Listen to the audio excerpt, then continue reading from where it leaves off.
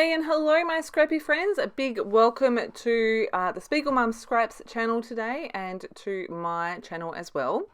What I showed you there is a card that I created. I purchased this snailed it bundle from Stampin' Up. I just couldn't resist, so cute. And I just wanted to play. I did a Google search for some inspiration and I found these cards that had the see-through middle.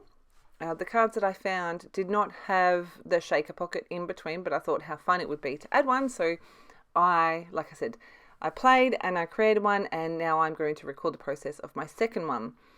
I am using Stampin' Up! Ink for this one. I'm using Daffodil Delight and Bermuda Bay. I did show you those two. And I've got a piece of Bristol 300 gram cold pressed paper here. This stuff is awesome for blending on. You can see too that I'm not going in super heavy handed. I'm just slowly building up the layers there with my blending brush. I recently bought some new ones and I really love them. The handles are flexible. As you can see, that's a Gina K one. Now, you saw me looking at my hands there going, am I going to transfer the ink? Yes I am. So I just grab paper towel and go back in. So I'm just blending my colors here until I've got the two colors on the page, and then I'm going to come in with a third blending brush because I didn't want to make the yellow green and I didn't want to make the Bermuda Bay green either. So just slowly building up the color here. While I am doing that, on the first card that I created, I used my Distress Oxides. So using my Stampin' Up! Inks was definitely is this going to work for me? But the first card I used Peacock Feathers and Mustard Seed, and with these cards next to each other, I'm really surprised at how close they are in colours. It really surprised me. Don't know why, but there you go. This was super fun to create. I really did enjoy it.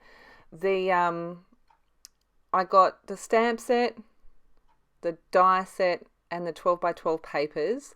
Now, if you didn't know already, you probably did, but the dies fit the elements from the 12 by 12 pattern papers. I am super excited, like super excited about that, like stupid excited about that. But that's how I got my snails. I did die cut them. So I've gone in and I've blended that middle band and I'm pretty happy with it, but I can really clearly see the stop and start line between the yellow and the green, and I just wanted to work on that a little bit more, so I'm just going back in with some more yellow, and I'm happy with how this looks.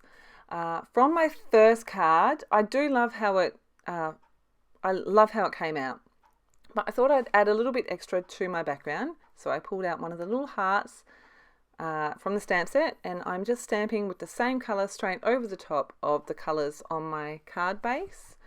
This piece of cardstock is actually bigger than a card base, and I did that intentionally so that I had a bit of room to mess it up if that's what I was going to do. And you can see that I am stamping off as well. I wanted the different shades of the colors on here. This whole collection is so cute. I love it. Now I am drying that off with my heat tool, and then I'm coming in and splattering it. Again, this was an experiment. I didn't know that it was going to work as awesomely as it has done. Look at that. I love it. So I just splattered some clear water on there and then dried it off with my paper towel. Pardon me. I'm going to trim my card front down. I've done all of my die cutting off screen already, except for the card front, which is what I'm working on now.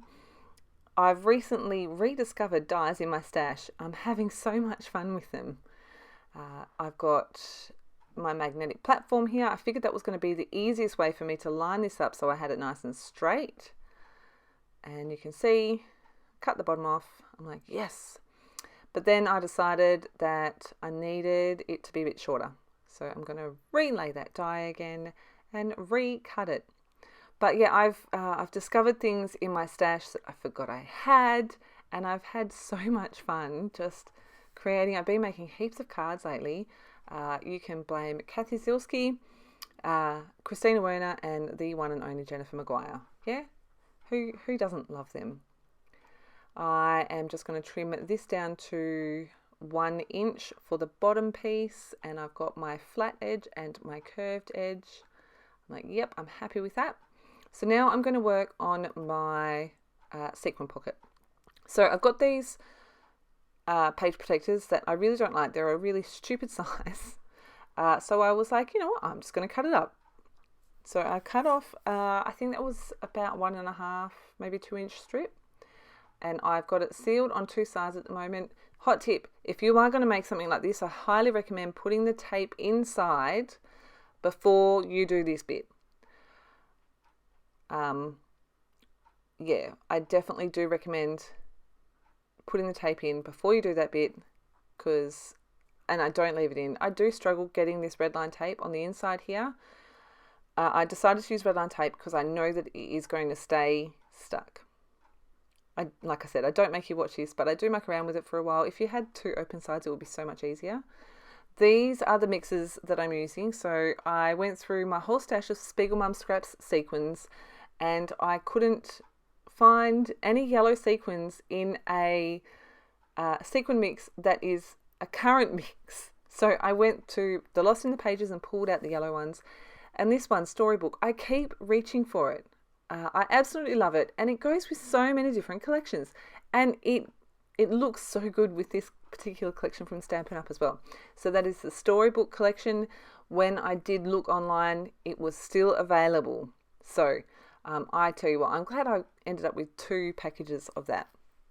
So I've dumped all my sequins in, I'm just mixing that up, sealed the top edge, and again I'm going to use this red tape, also from the SpiegelMom's Scrap shop. And I am going to attach, I just showed you there, where the tape is on the bottom of the sequin pocket. I have attached that along the bottom edge of the card. I'm adding some red line tape along the top edge here as well. And I'm going to, so you can see I'm lining the bottom up there. I'm going to close my card and press down. And that's all stuck properly now. Just cleaning off my card. Shaking all my sequins down, I'm going to add a little bit more of the red line tape in here. And then I am going to use my fuse tool and seal along the edge. Now, it looks like I'm going super fast, and I'm not. And there's a little bit right at the end here where I've left it at the actual speed, just so that you can see how slow I actually do it. This fuse tool, and here we go, real speed, is super handy, but if you go too fast, it doesn't seal. But I love that I've got that little sealed edge on both sides. Be careful if you are doing this that you don't cut into your seam. I almost did, but I didn't. Just using my scissors to trim along the edge of that, and I have got this fun see-through part on the front of my card. What I've got here is actually an offcut from my other card, which is why I cut the front of my card the way that I did, to, you know, use all the things, not have any wastage. And I have just marked with a pencil where I'm going to trim off the excess. I did cut it like a couple mil smaller than what my card is, just so that there was enough room for everything to open and close properly. And I'm just going to use the 1/4 inch. I lost my card for a second then. The 1/4 inch, I do use the red tape here, and then I go, what am I using this for? The normal 1/4 inch tear tape is awesome. So I'm going to pop that in there and stick that in, and then do the same along the bottom edge. So that one's all stuck down. I had a little bit of extra adhesive. I just used my finger to rub that off. Nice and easy. And then I've got this scrap here. I'm going to apply my tape, and I'm not going to make you watch. Make sure that's all pressed down properly, and come back in with my scissors and trim that off.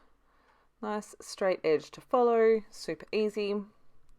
And then that is my card essentially built. I'm just going to give you a look at that. I love how these turned out. They're so fun. All right. Big Mama foam tape, because this stuff is incredible. Super sticky, be careful. And I'm just going to layer these things up. So I've popped my snail up on some of that foam tape. And you can see here, oh no. So first I'm going to use my 100, so it's a black Copic, all around the outside of these die cuts. Well, they're all gone through my Big Shot. They're all gone through dies. So a scallop circle and a regular circle. Both of those are pattern papers from the collection. You can see that I have added the foam tape directly to my card front because I don't want you to be able to see the foam through the clear window. And I'm just lining that up. Sorry for my head. And I don't know if you saw, but I always try to do this without using my little tool, and then I'm like, oh my goodness, use your tool. If you're taking the backing tape off, it is way easier to use something to lift it off. I've got my little speech bubble that I already die cut. I'm not 100% happy with my embossing on this, but it's all good. So I've used VersaFine Black Onyx ink and clear embossing powder. I'm going to heat set that. I did plug in my second heat tool because this one heats up quicker. And while that is still warm, oh, did you see that?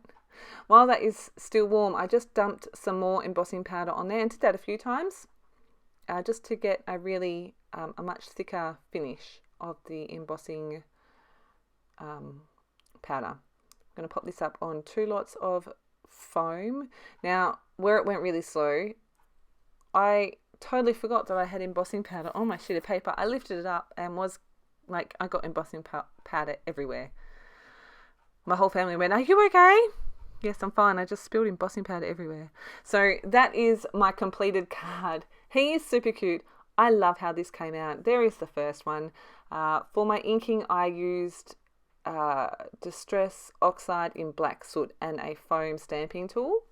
No, not a foam stamping tool, a foam blending tool. And there is my finished card that I created today, the two together.